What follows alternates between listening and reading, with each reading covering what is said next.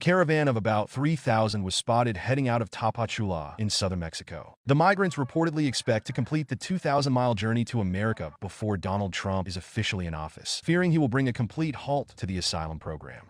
Hemos recurrido para poder caminar a un lugar donde nos podamos conseguir una nueva oportunidad de trabajo y podamos salir adelante nosotros con nuestras familias. Quisiera que muchas personas se pusieran de nuestro lado y pues si hubieran ayudas que realmente nos ayudaran.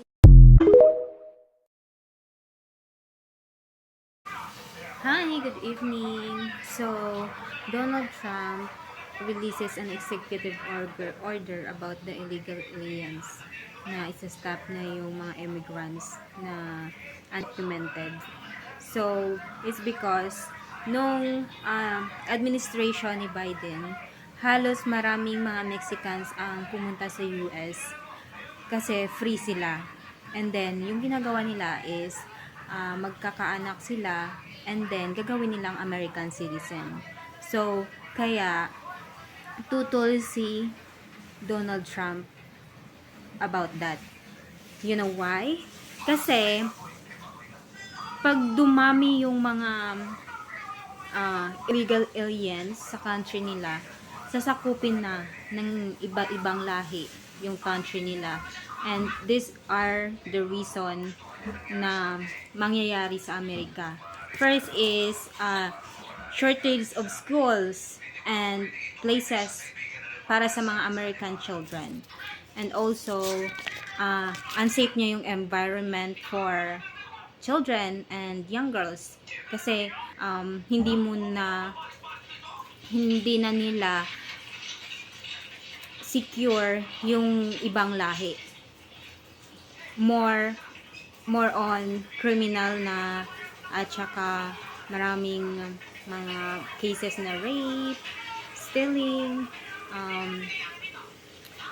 at saka iba't ibang criminal na nangyayari. And then in the future, the third one, in the future, yung population ng mga American is magiging minimize na. Is because sinakop na ng mga ibang lahi.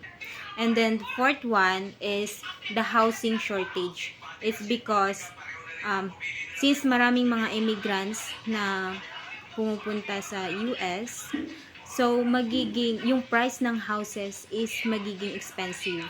It's because of the demand of the housing. And then the last one is increased risk of terror attacks. So, hindi mo na naman iiwasan yung mga isip ng mga immigrants. Like, yung hindi din na naman natin ma-judge. But, mostly of terror attacks are the founder are immigrants. Why? Nag-implement siya ng executive order na i-deport yung mga lahat ng mga alien immigrants or undocumented immigrants sa US. At yun naman po at maraming salamat. Bye!